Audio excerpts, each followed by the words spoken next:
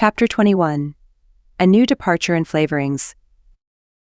Dear me, there is nothing but meetings and partings in this world, as Mrs. Lynde says, remarked Anne plaintively, putting her slate and books down on the kitchen table on the last day of June and wiping her red eyes with a very damp handkerchief.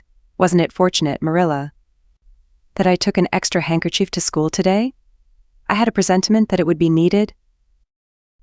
I never thought you were so fond of Mr. Phillips that you'd require 2 handkerchiefs to dry your tears just because he was going away, said Marilla.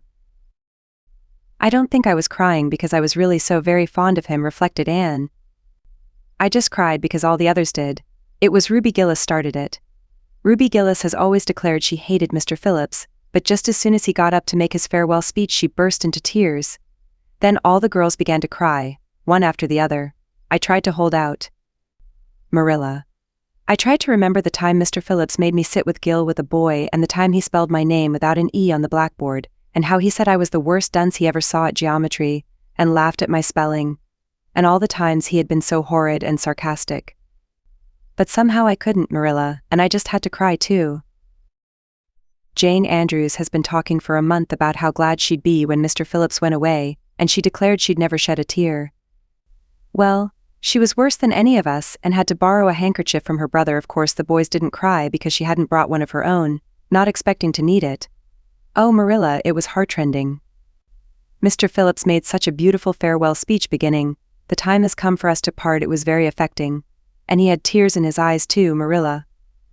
Oh, I felt dreadfully sorry and remorseful for all the times I'd talked in school and drawn pictures of him on my slate and made fun of him, and Prissy. I can tell you I wished I'd been a model pupil like Minnie Andrews. She hadn't anything on her conscience. The girls cried all the way home from school. Carrie Sloane kept saying every few minutes, "The time has come for us to part," and that would start us off again, whenever we were in any danger of cheering up. I do feel dreadfully sad, Marilla, but one can't feel quite in the depths of despair with 2 months' vacation before them, can they, Marilla? And besides, we met the new minister and his wife coming from the station. For all I was feeling so bad about Mr. Phillips going away, I couldn't help taking a little interest in a new minister, could I? His wife is very pretty. Not exactly regally lovely, of course it wouldn't do, I suppose, for a minister to have a regally lovely wife, because it might set a bad example. Mrs. Lynde says the minister's wife over at Newbridge sets a very bad example, because she dresses so fashionably. Our new minister's wife was dressed in blue muslin with lovely puffed sleeves and a hat trimmed with roses.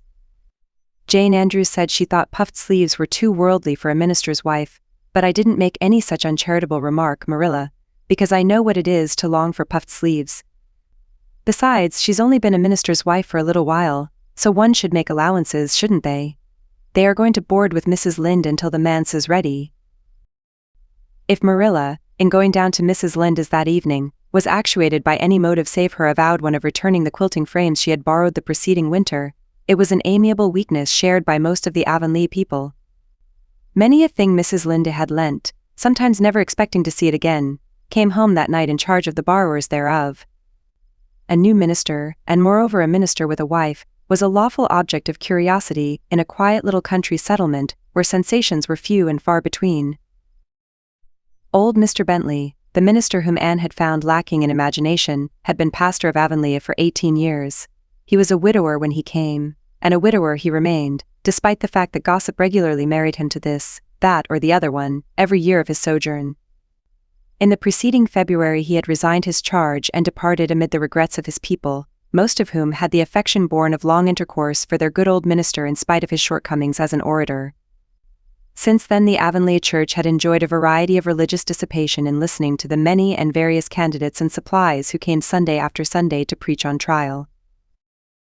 These stood or fell by the judgment of the fathers and mothers in Israel, but a certain small, red-haired girl, who sat meekly in the corner of the old Cuthbert pew, also had her opinions about them, and discussed the same in full with Matthew. Marilla always declining from principle to criticize ministers in any shape or form.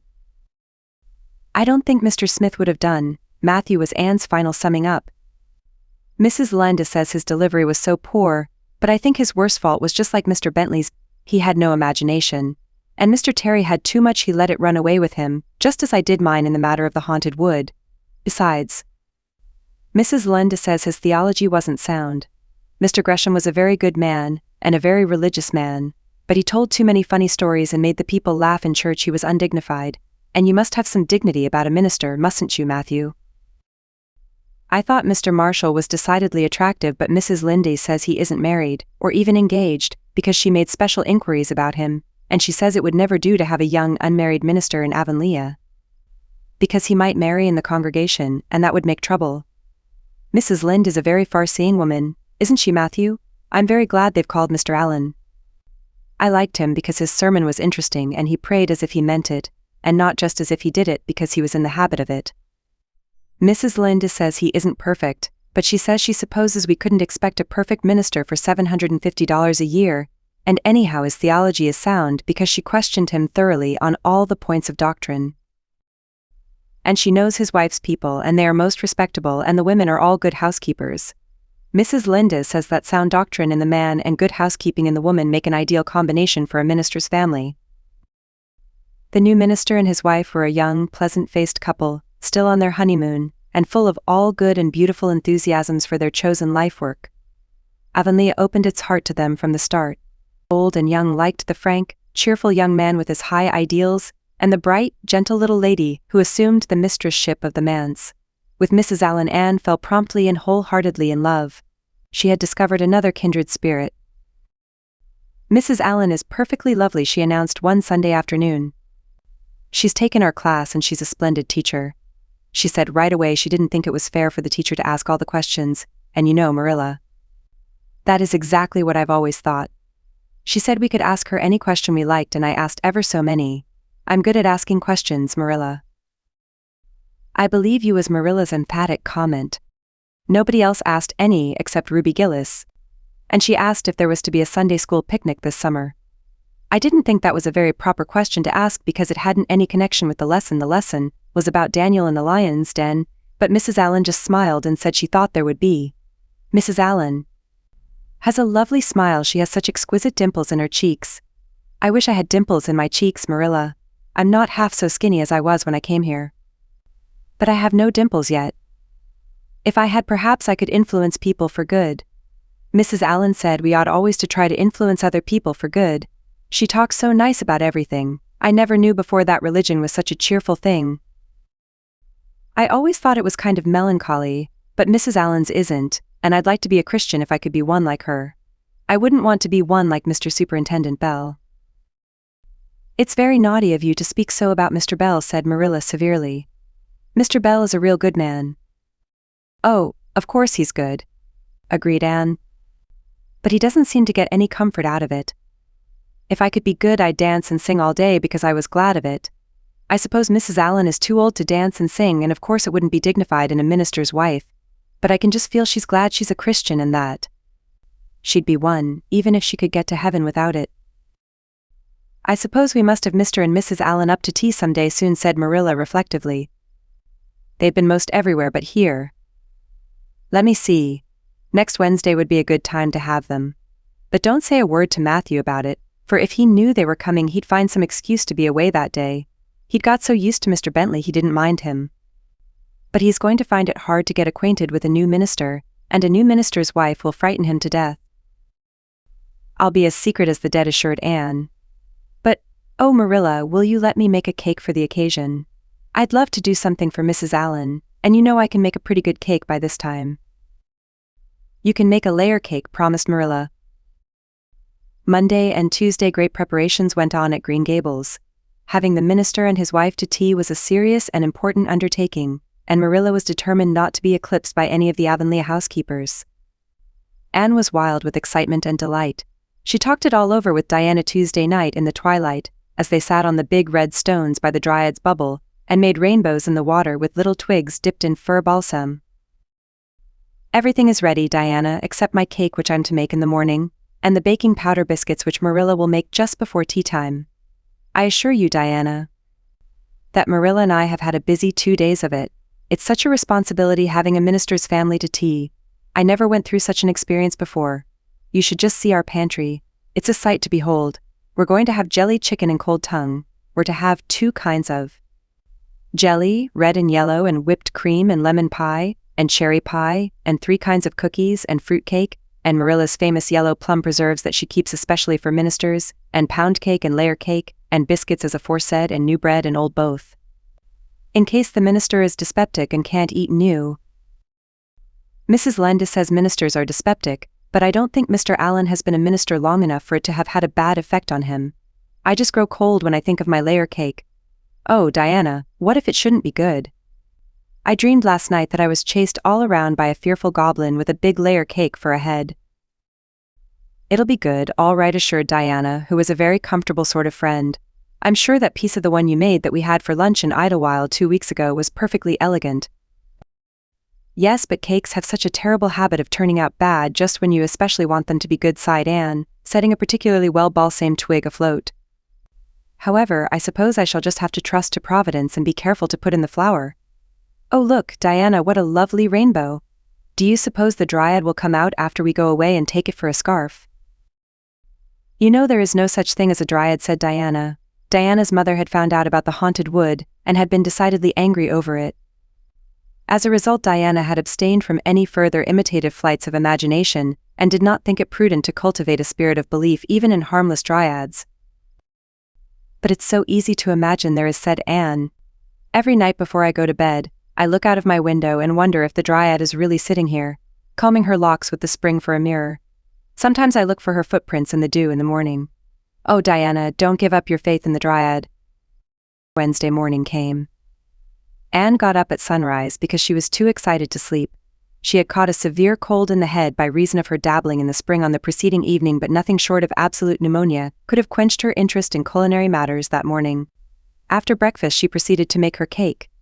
When she finally shut the oven door upon it, she drew a long breath. I'm sure I haven't forgotten anything this time, Marilla. But do you think it will rise? Just suppose perhaps the baking powder isn't good? I used it out of the new can, and Mrs. Linde says you can never be sure of getting good baking powder nowadays when everything is so adulterated. Mrs. Linde says the government ought to take the matter up, but she says we'll never see the day when a Tory government will do it.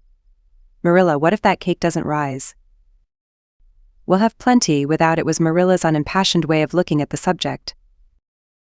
The cake did rise, however, and came out of the oven as light and feathery as golden foam. Anne, flushed with delight, clapped it together with layers of ruby jelly, and, in imagination, saw Mrs. Allen eating it, and possibly asking for another piece. You'll be using the best tea set, of course, Marilla, she said. Can I fix the table with ferns and wild roses? I think that's all nonsense, sniffed Marilla. In my opinion, it's the eatables that matter and not flummery decorations.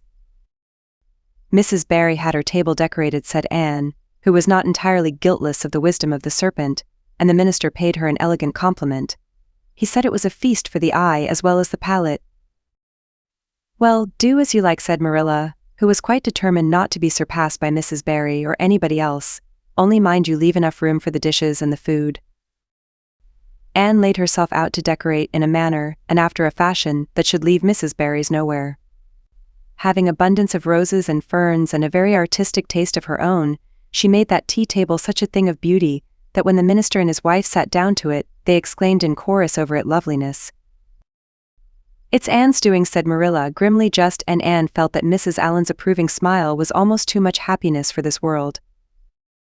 Matthew was there, having been inveigled into the party only goodness and Anne knew how. He had been in such a state of shyness and nervousness that Marilla had given him up in despair, but Anne took him in hand so successfully that he now sat at the table in his best clothes and white collar, and talked to the minister not uninterestingly. He never said a word to Mrs. Allen, but that perhaps was not to be expected. All went merry as a marriage bell until Anne's layer cake was passed. Mrs. Allen, having already been helped to a bewildering variety, declined it.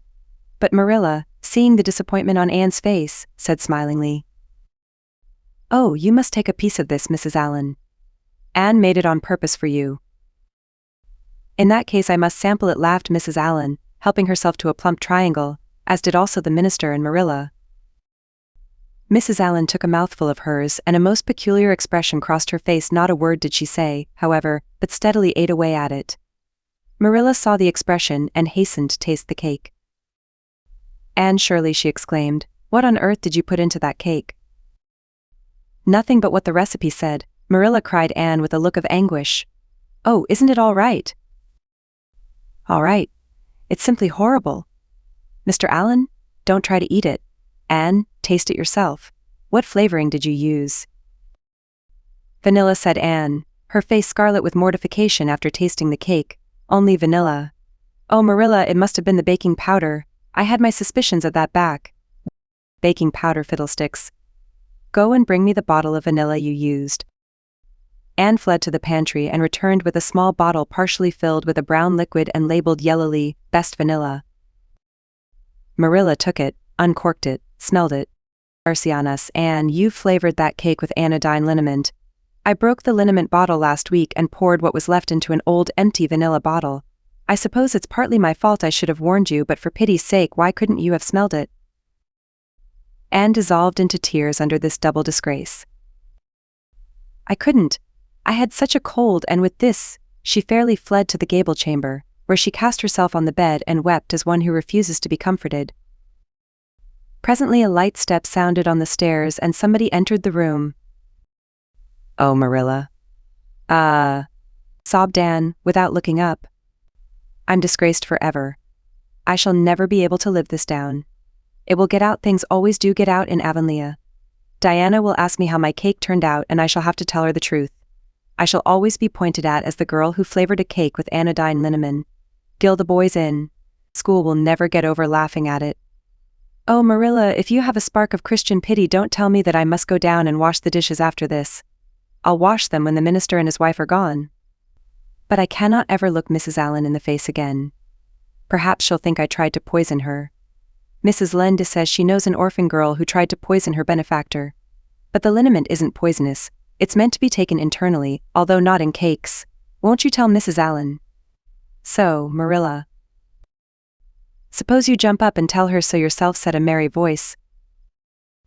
Anne flew up, to find Mrs. Allen standing by her bed, surveying her with laughing eyes. My dear little girl, you mustn't cry like this, she said, genuinely disturbed by Anne's tragic face. Why, it's all just a funny mistake that anybody might make.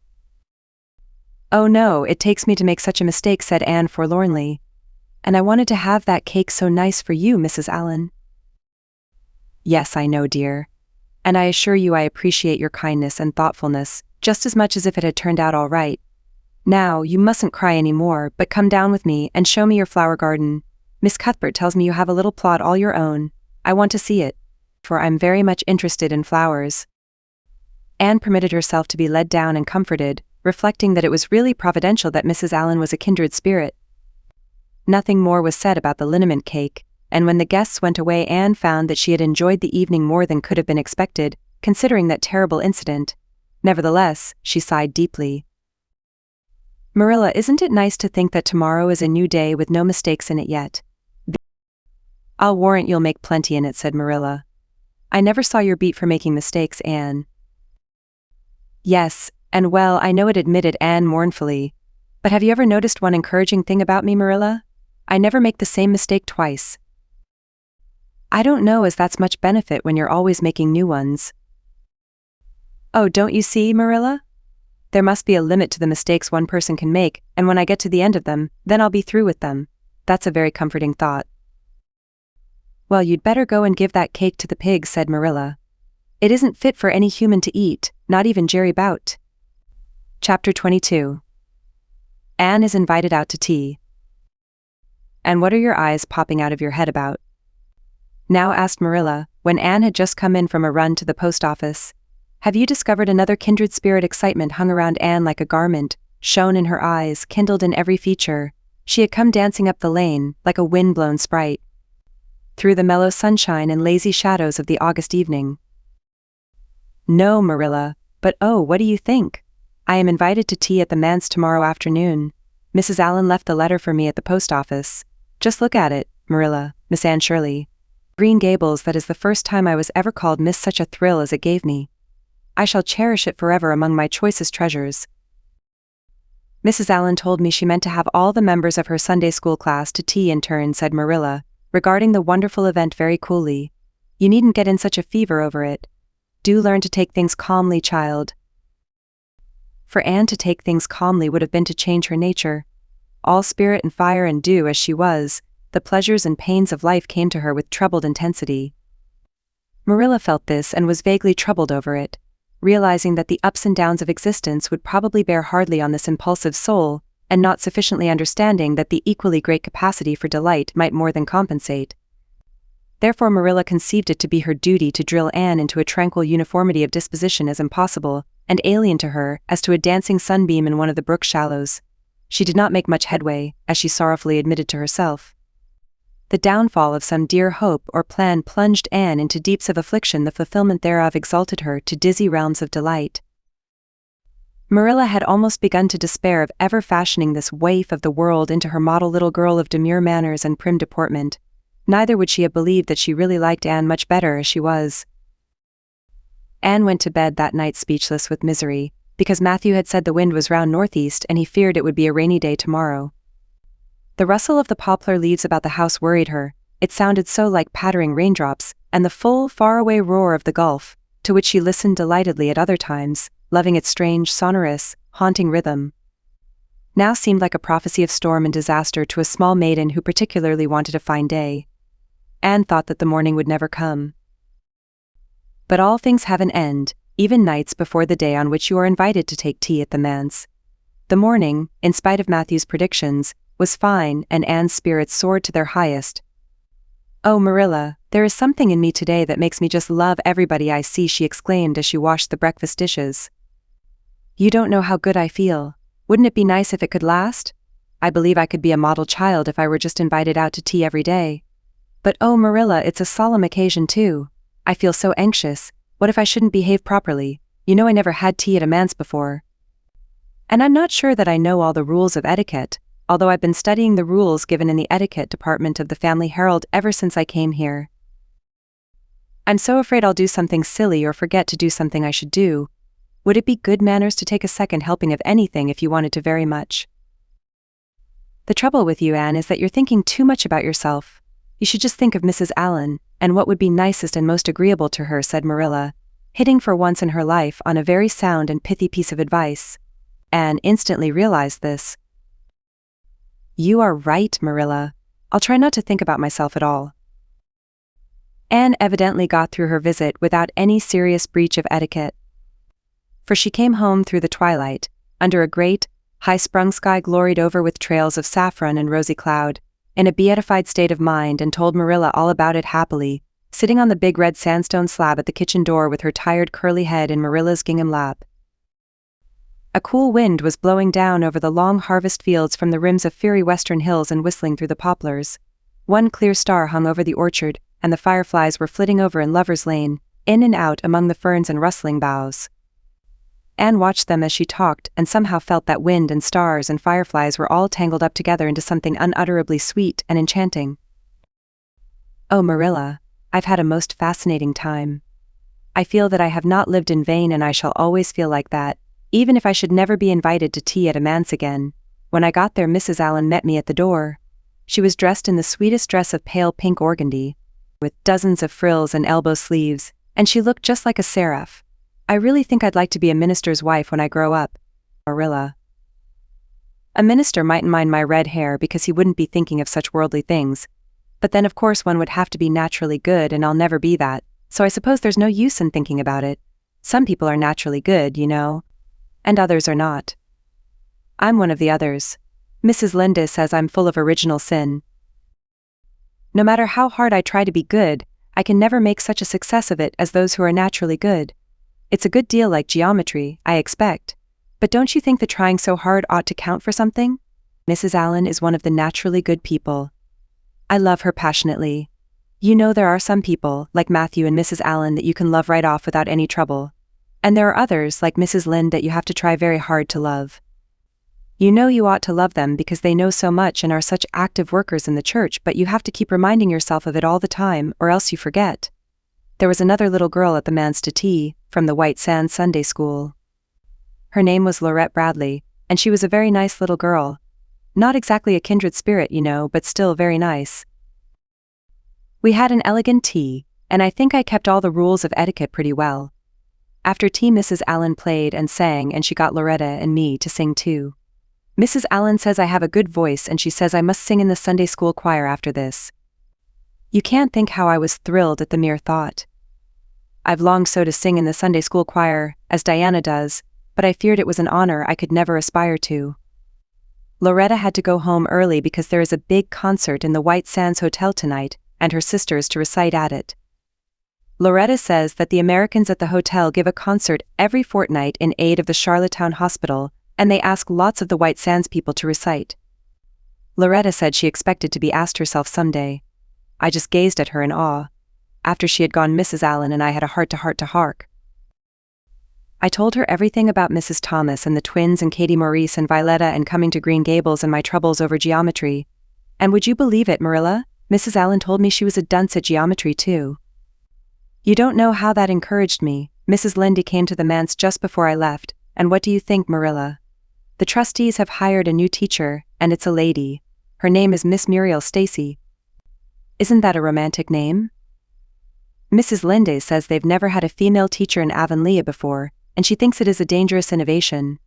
But I think it will be splendid to have a lady teacher, and I really don't see how I'm going to live through the 2 weeks before school begins. I'm so impatient to see her. Chapter 23. Anne comes to grief in an affair of honor. Anne had to live through more than 2 weeks, as it happened. Almost a month having elapsed since the liniment cake episode, it was high time for her to get into fresh trouble of some sort, little mistakes, such as absent-mindedly emptying a pan of skim milk into a basket of yarn balls in the pantry instead of into the pig's bucket, and walking clean over the edge of the log bridge into the brook while wrapped in imaginative reverie, not really being worth counting. A week after the tea at the manse, Diana Barry gave a party. Small and select, Anne assured Marilla.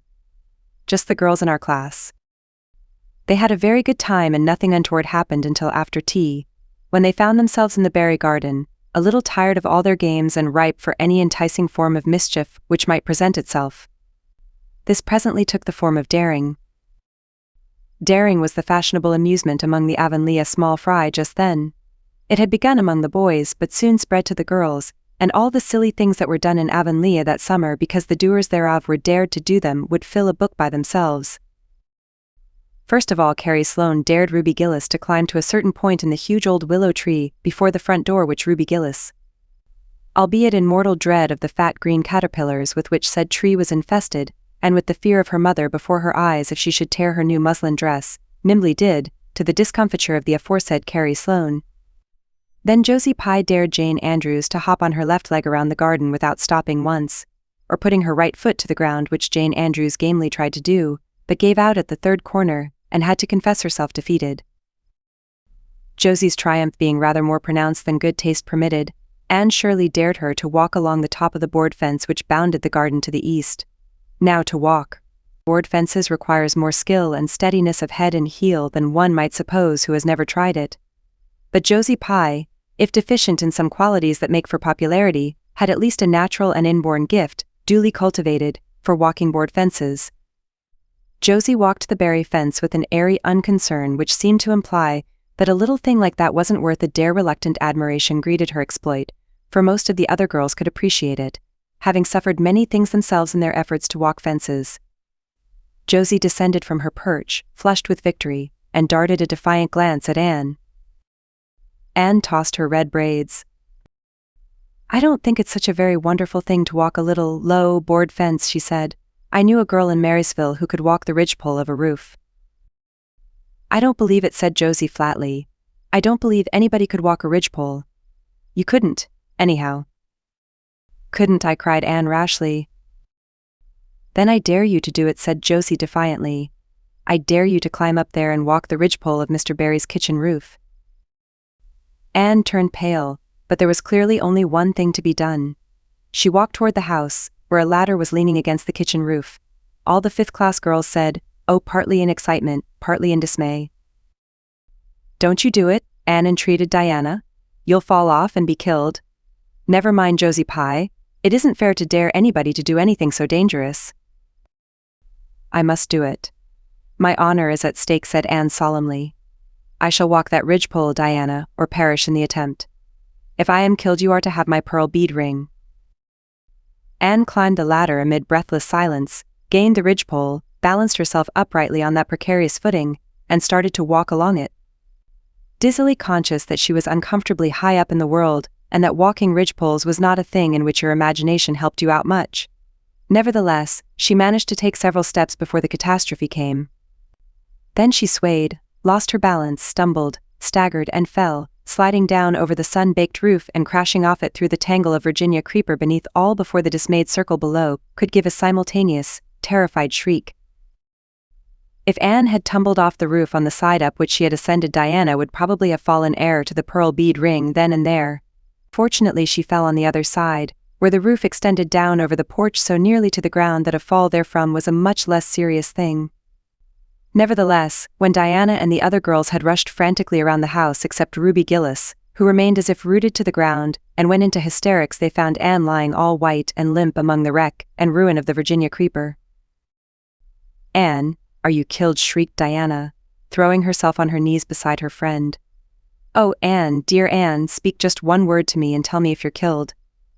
To the immense relief of all the girls, and especially of Josie Pye, who, in spite of lack of imagination, had been seized with horrible visions of a future branded as the girl who was the cause of Anne Shirley's early and tragic death, Anne sat dizzily up and answered uncertainly. "No, Diana, I am not killed, but I think I am rendered unconscious." Where sobbed Carrie Sloane. "Oh, where?" And before Anne could answer, Mrs. Barry appeared on the scene. At sight of her, Anne tried to scramble to her feet, but sank back again with a sharp little cry of pain. "What's the matter? Where have you hurt yourself?" demanded Mrs. Barry. "My ankle," gasped Anne. "Oh, Diana, please find your father and ask him to take me home. I know I can never walk there. And I'm sure I couldn't hop so far on one foot when Jane couldn't even hop around the garden." Marilla was out in the orchard picking a panful of summer apples when she saw Mr. Barry coming over the log bridge and up the slope, with Mrs. Barry beside him, and a whole procession of little girls trailing after him. In his arms he carried Anne, whose head lay limply against his shoulder. At that moment Marilla had a revelation. In the sudden stab of fear that pierced her very heart, she realized what Anne had come to mean to her. She would have admitted that she liked Anne Nene, that she was very fond of Anne. But now she knew as she hurried wildly down the slope that Anne was dearer to her than anything else on earth. "Mr. Barry, what has happened to her?" she gasped, more white and shaken than the self-contained, sensible Marilla had been for many years. Anne herself answered, lifting her head. "Don't be very frightened, Marilla. I was walking the ridgepole and I fell off. I expect I have sprained my ankle, but Marilla, I might have broken my neck. Let us look on the bright side of things. I might have known you'd go and do something of the sort when I let you go to that party," said Marilla, sharp and shrewish in her very relief. "Bring her in here, Mr. Barry, and lay her on the sofa. Mercy me, the child is gone and fainted." It was quite true. Overcome by the pain of her injury, Anne had one more of her wishes granted to her. She had fainted dead away. Matthew, hastily summoned from the harvest field, was straightway dispatched for the doctor, who in due time came, to discover that the injury was more serious than they had supposed.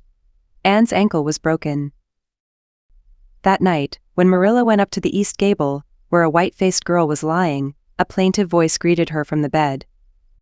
"Aren't you very sorry for me, Marilla?" "It was your own fault," said Marilla, twitching down the blind and lighting a lamp. "And that is just why you should be sorry for me," said Anne, "because the thought that it is all my own fault is what makes it so hard. If I could blame it on anybody I would feel so much better. But what would you have done, Marilla, if you had been dared to walk a ridgepole?" "I'd have stayed on good firm ground and let them dare away." "Such absurdity," said Marilla. Anne sighed. "But you have such strength of mind, Marilla." "I haven't. I just felt that I couldn't bear Josie Pye's scorn. She would have crowed over me all my life. And I think I have been punished so much that you needn't be very cross with me, Marilla. It's not a bit nice to faint, after all. And the doctor hurt me dreadfully when he was setting my ankle. I won't be able to go around for 6 or 7 weeks, and I'll miss the new lady teacher. She won't be new anymore by the time I'm able to go to school, and Gil, everybody will get ahead of me in class. I am an afflicted mortal. But I'll try to bear it all bravely, if only you won't be cross with me, Marilla." There, I'm not cross," said Marilla. "You're an unlucky child, there's no doubt about that, but as you say, you'll have the suffering of it. Here now, try and eat some supper. Isn't it fortunate I've got such an imagination, said Anne. It will help me through splendidly, I expect. What do people who haven't any imagination do when they break their bones, do you suppose, Marilla? Anne had good reason to bless her imagination many a time and oft during the tedious 7 weeks that followed, but she was not solely dependent on it. She had many visitors, and not a day passed without one or more of the schoolgirls dropping in to bring her flowers and books, and tell her all the happenings in the juvenile world of Avonlea. Everybody has been so good and kind, Marilla sighed Anne happily, on the day when she could first limp across the floor. It isn't very pleasant to be laid up, but there is a bright side to it, Marilla. You find out how many friends you have. Why, even Superintendent Bell came to see me, and he's really a very fine man. Not a kindred spirit, of course. But still I like him, and I'm awfully sorry I ever criticized his prayers. I believe now he really does mean them. Only he has got into the habit of saying them as if he didn't. He could get over that if he'd take a little trouble. I gave him a good broad hint. I told him how hard I tried to make my own little private prayers interesting. He told me all about the time he broke his ankle when he was a boy. Does seem so strange to think of Superintendent Bell ever being a boy. Even my imagination has its limits, for I can't imagine that. When I try to imagine him as a boy, I see him with gray whiskers and spectacles, just as he looks in Sunday school, only small. Now it's so easy to imagine Mrs. Allen as a little girl. Mrs. Allen has been to see me 14 times. Isn't that something to be proud of, Marilla? When a minister's wife has so many claims on her time. She is such a cheerful person to have visit you, too. She never tells you it's your own fault, and she hopes you'll be a better girl on account of it. Mrs. Lynde always told me that when she came to see me, and she said it in a kind of way that made me feel she might hope I'd be a better girl but didn't really believe I would. Even Josie Pye came to see me. I received her as politely as I could, because I think she was sorry she dared me to walk a ridgepole.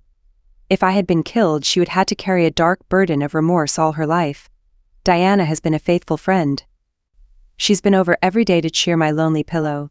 But oh, I shall be so glad when I can go to school, for I've heard such exciting things about the new teacher. The girls all think she is perfectly sweet. Diana says she has the loveliest fair curly hair and such fascinating eyes. She dresses beautifully, and her sleeve puffs are bigger than anybody else's in Avonlea. Every other Friday afternoon she has recitations, and everybody has to say a piece or take part in a dialogue. Oh, it's just glorious to think of it.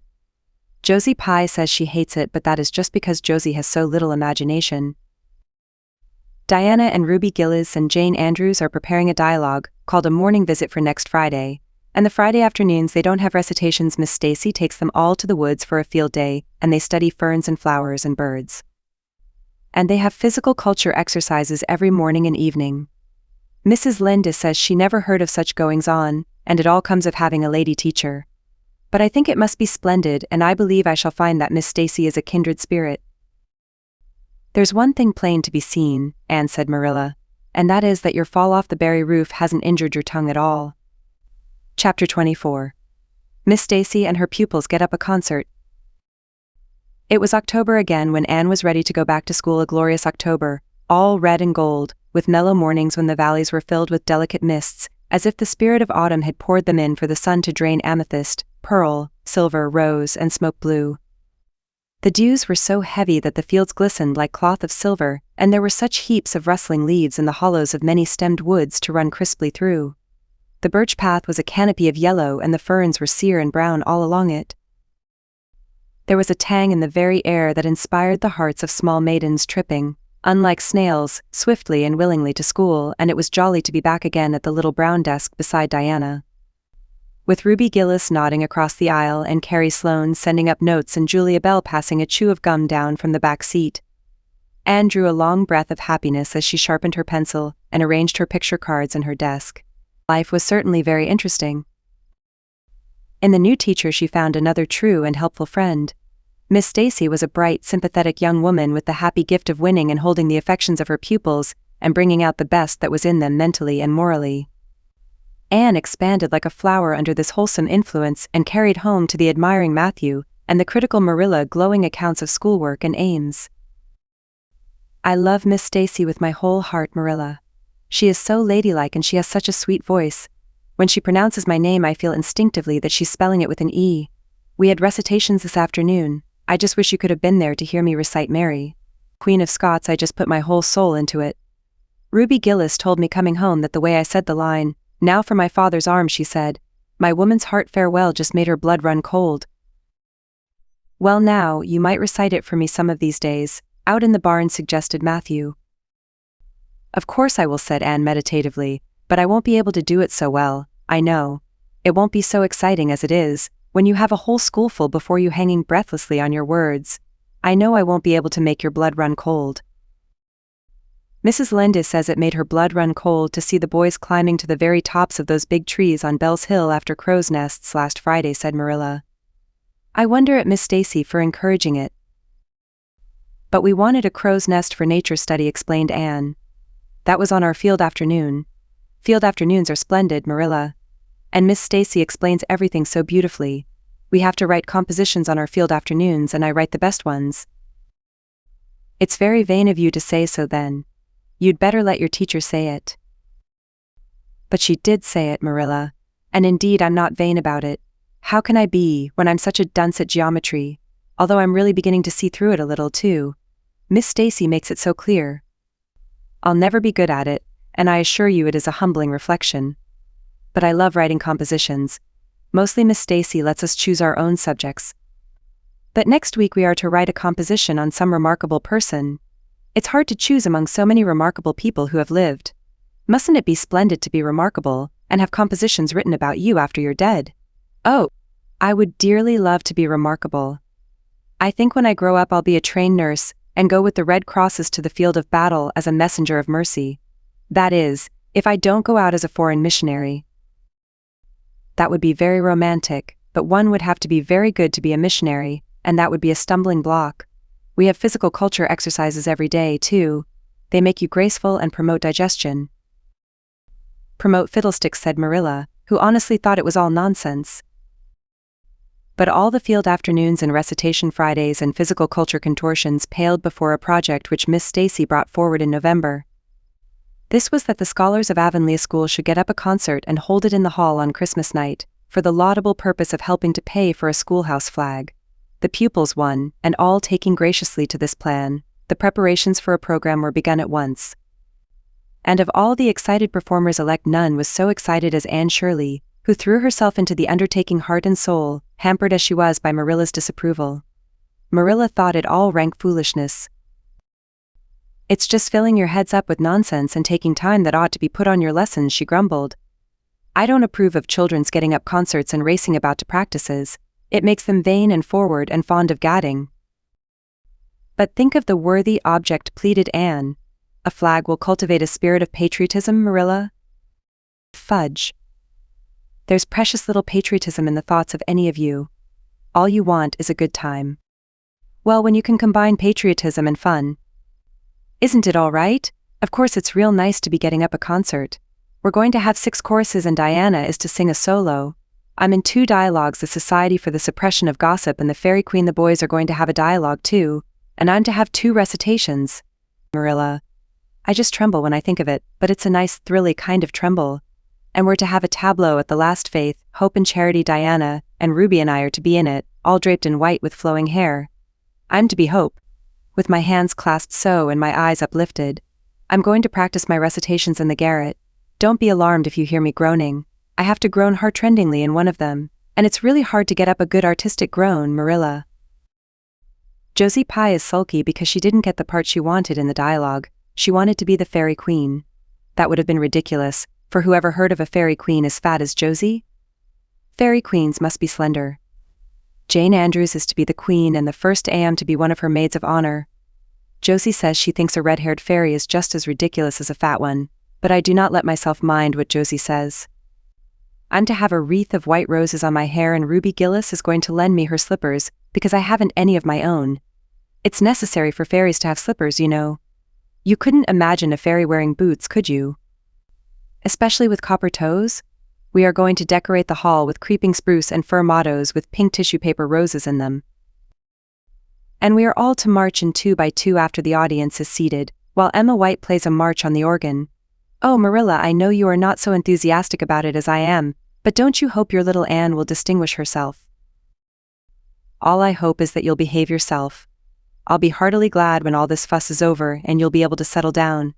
You are simply good for nothing just now with your head stuffed full of dialogues and groans and tableaux. As for your tongue, it's a marvel it's not clean worn out."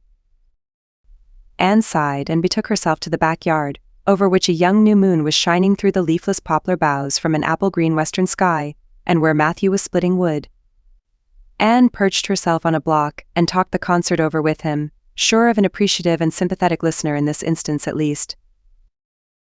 "Well now, I reckon it's going to be a pretty good concert, and I expect you'll do your part fine," he said, smiling down into her eager, vivacious little face. Anne smiled back at him. Those two were the best of friends, and Matthew thanked his stars many a time, and oft, that he had nothing to do with bringing her up. That was Marilla's exclusive duty. If it had been his, he would have been worried over frequent conflicts between inclination and said duty. As it was, he was free to spoil Aunt Marilla's phrasing as much as he liked. But it was not such a bad arrangement. After all, a little appreciation sometimes does quite as much good as all the conscientious bringing up in the world. Chapter 25. Matthew insists on puffed sleeves. Matthew was having a bad 10 minutes of it. He had come into the kitchen, in the twilight of a cold, grey December evening, and had sat down in the woodbox corner to take off his heavy boots, unconscious of the fact that Anne and a bevy of her schoolmates were having a practice of the Fairy Queen in the sitting room. Presently they came trooping through the hall and out into the kitchen, laughing and chattering gaily. They did not see Matthew, who shrank bashfully back into the shadows beyond the woodbox with a boot in one hand and a bootjack in the other, and he watched them shyly for the aforesaid 10 minutes as they put on caps and jackets and talked about the dialogue and the concert. Anne stood among them, bright-eyed and animated as they, but Matthew suddenly became conscious that there was something about her different from her mates. And what worried Matthew was that the difference impressed him as being something that should not exist. Anne had a brighter face, and bigger, starrier eyes and more delicate features than the other. Even shy, unobservant Matthew had learned to take note of these things, but the difference that disturbed him did not consist in any of these respects. Then in what did it consist? Matthew was haunted by this question long after the girls had gone, arm in arm, down the long, hard-frozen lane, and Anne had betaken herself to her books. He could not refer it to Marilla, who, he felt, would be quite sure to sniff scornfully and remark that the only difference she saw between Anne and the other girls was that they sometimes kept their tongues quiet, while Anne never did. This, Matthew felt, would be no great help. He had recourse to his pipe that evening to help him study it out, much to Marilla's disgust. After 2 hours of smoking and hard reflection, Matthew arrived at a solution of his problem. Anne was not dressed like the other girls. The more Matthew thought about the matter, the more he was convinced that Anne never had been dressed like the other girls, never since she had come to Green Gables. Marilla kept her clothed in plain, dark dresses, all made after the same unvarying pattern. If Matthew knew there was such a thing as fashion in dress, it was as much as he did, but he was quite sure that Anne's sleeves did not look at all like the sleeves the other girls wore. He recalled the cluster of little girls he had seen around her that evening, all gay in waists of red and blue and pink and white, and he wondered why Marilla always kept her so plainly and soberly gowned. Of course, it must be all right. Marilla knew best, and Marilla was bringing her up. Probably some wise, inscrutable motive was to be served thereby, but surely it would do no harm to let the child have one pretty dress, something like Diana Barry always wore. Matthew decided that he would give her one that surely could not be objected to as an unwarranted putting in of his oar. Christmas was only a fortnight off. A nice new dress would be the very thing for a present. Matthew, with a sigh of satisfaction, put away his pipe and went to bed, while Marilla opened all the doors and aired the house. The very next evening Matthew betook himself to Carmody to buy the dress, determined to get the worst over and have done with it. It would be, he felt assured, no trifling ordeal. There were some things Matthew could buy and prove himself no mean bargainer, but he knew he would be at the mercy of shopkeepers when it came to buying a girl's dress. After much cogitation, Matthew resolved to go to Samuel Lawson's store instead of William Blair's. To be sure, the Cuthberts always had gone to William Blair's. It was almost as much a matter of conscience with them as to attend the Presbyterian church and vote Conservative. But William Blair's 2 daughters frequently waited on customers there, and Matthew held them in absolute dread. He could contrive to deal with them when he knew exactly what he wanted and could point it out, but in such a matter as this, requiring explanation and consultation, Matthew felt that he must be sure of a man behind the counter. So he would go to Lawson's, where Samuel or his son would wait on him. Alas, Matthew did not know that Samuel, in the recent expansion of his business, had set up a lady clerk. Also, she was a niece of his wife's, and a very dashing young person indeed, with a huge, drooping pompadour, big rolling brown eyes, and a most extensive and bewildering smile. She was dressed with exceeding smartness and wore several bangle bracelets that glittered and rattled and tinkled with every movement of her hands. Matthew was covered with confusion at finding her there at all, and those bangles completely wrecked his wits at one fell swoop. "What can I do for you this evening, Mr. Cuthbert?" Miss Lucilla Harris inquired, briskly and ingratiatingly, tapping the counter with both hands.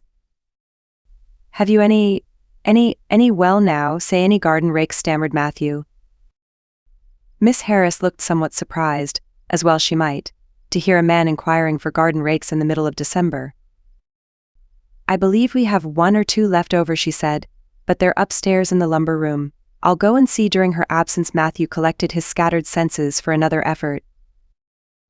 When Miss Harris returned with the rake and cheerfully inquired, "Anything else tonight, Mr. Cuthbert?" Matthew took his courage in both hands and replied, "Well now, since you suggest it, I might as well take that as look at buy some hayseed." Miss Harris had heard Matthew Cuthbert called odd. She now concluded that he was entirely crazy. "We only keep hayseed in the spring," she explained loftily. "We've none on hand just now." "Oh, certainly, just as you say," stammered unhappy Matthew, seizing the rake and making for the door. At the threshold he recollected that he had not paid for it, and he turned miserably back. While Miss Harris was counting out his change, he rallied his powers for a final desperate attempt. "Well now, if it isn't too much trouble, I might as well, that is, I'd like to look at some sugar." "White or brown?" queried Miss Harris patiently. "Oh well now, brown," said Matthew feebly. "There's a barrel of it over there," said Miss Harris, shaking her bangles at it. "It's the only kind we have." I'll take 20 pounds of it," said Matthew, with beads of perspiration standing on his forehead. Matthew had driven halfway home before he was his own man again. It had been a gruesome experience, but it served him right, he thought, for committing the heresy of going to a strange store. When he reached home, he hid the rake in the tool house, but the sugar he carried in to Marilla. "Brown sugar," exclaimed Marilla. "Whatever possessed you to get so much?" "You know I never use it except for the hired man's porridge or black fruit cake. Jerry's gone and I've made my cake long ago. It's not good sugar, either. It's coarse and dark. William Blair doesn't usually keep sugar like that." I thought it might come in handy sometime," said Matthew, making good his escape.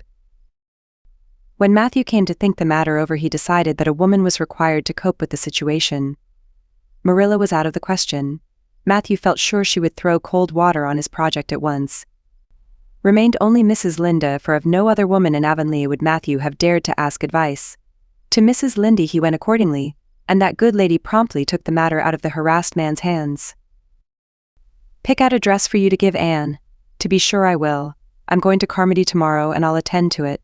"Have you something particular in mind?" "No." "Well, I'll just go by my own judgment then. I believe a nice rich brown would just suit Anne.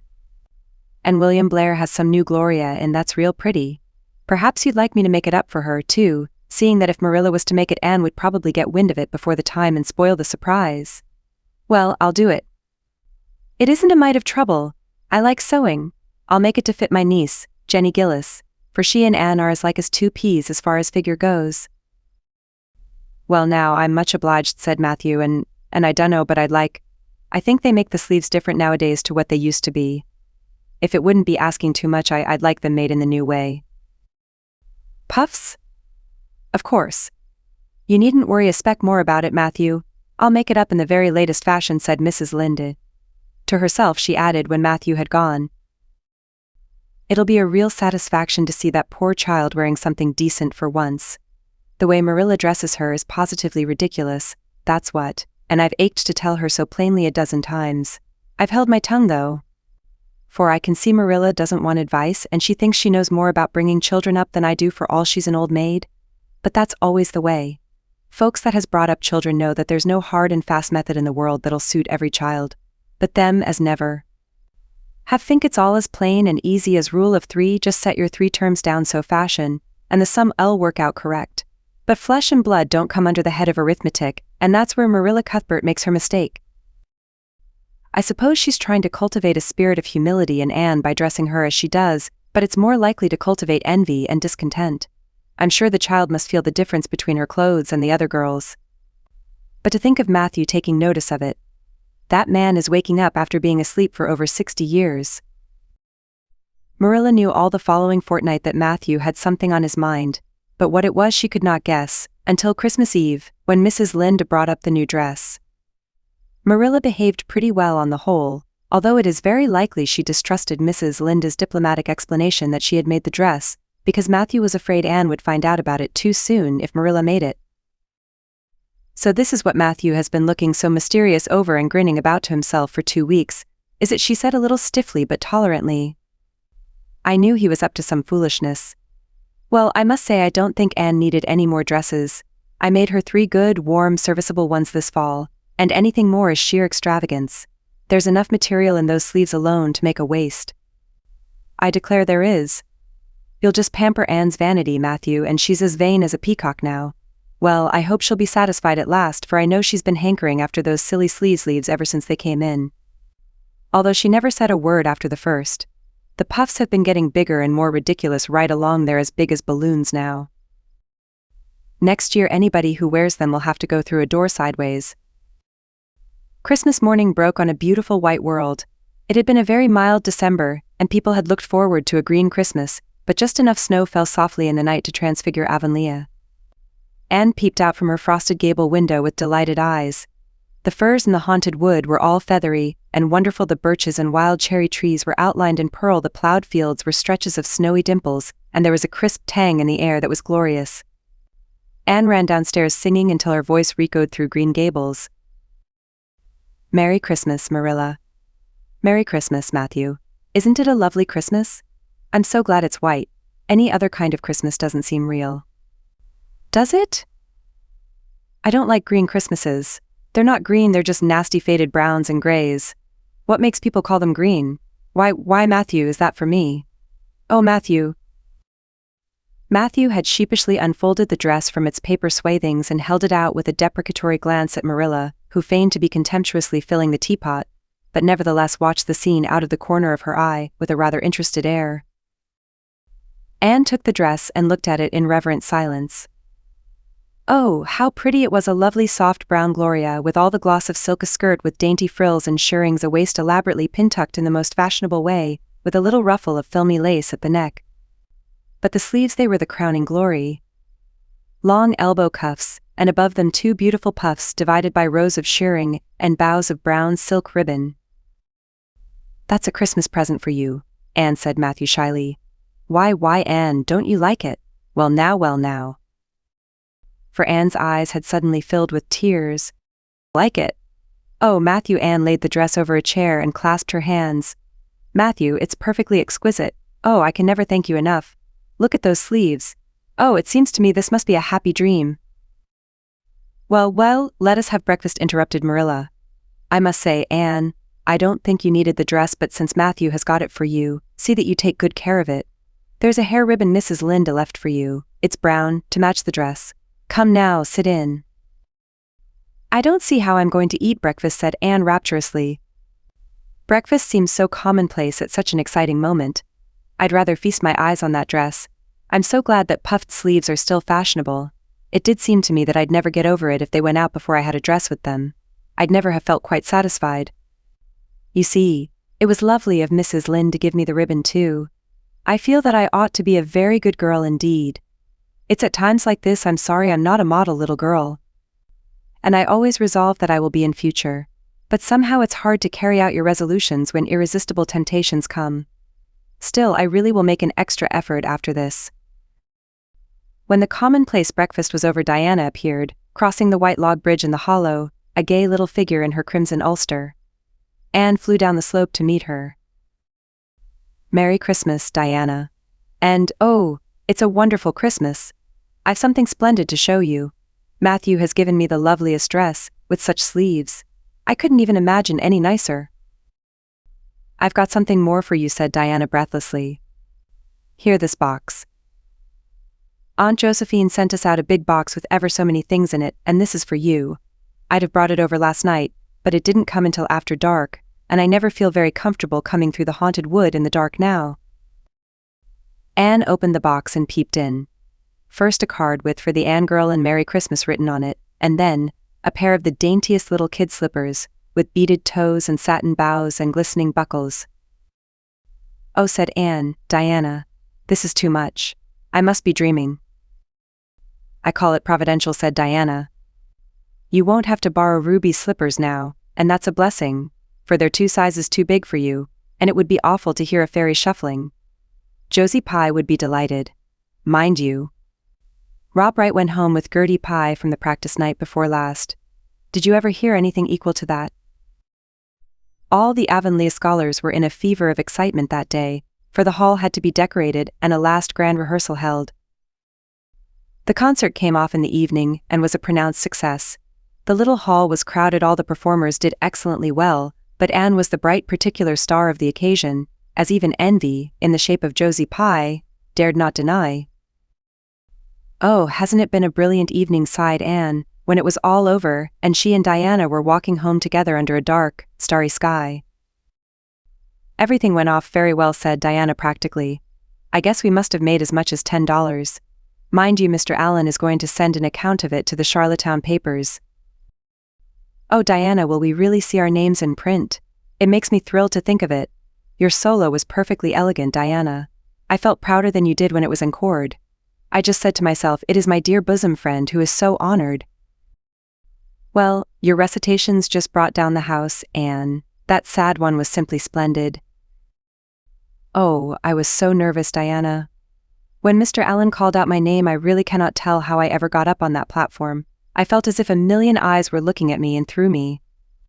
And for one dreadful moment I was sure I couldn't begin at all.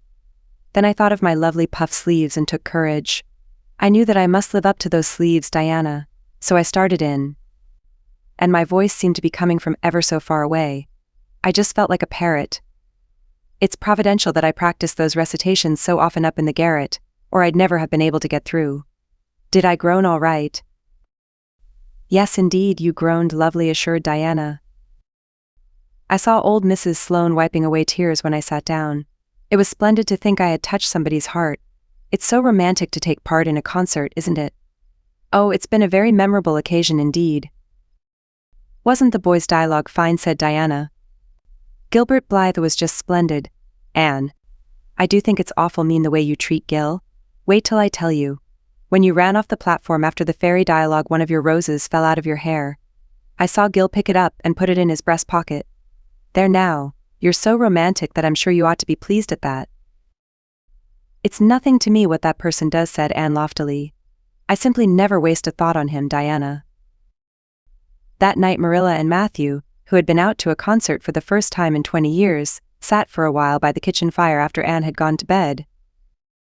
"Well now, I guess our Anne did as well as any of them," said Matthew proudly. "Yes, she did," admitted Marilla. "She's a bright child, Matthew. And she looked real nice too.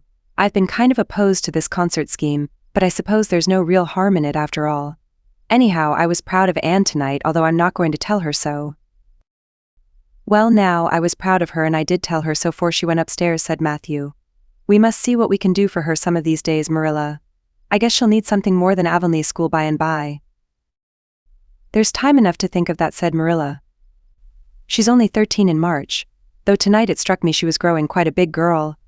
Mrs. Linda made that dress a mite too long. And it makes Anne look so tall. She's quick to learn and I guess the best thing we can do for her will be to send her to Queen's after a spell. But nothing need be said about that for a year or two yet." "Well now, it'll do no harm to be thinking it over off and on," said Matthew. "Things like that are all the better for lots of thinking over.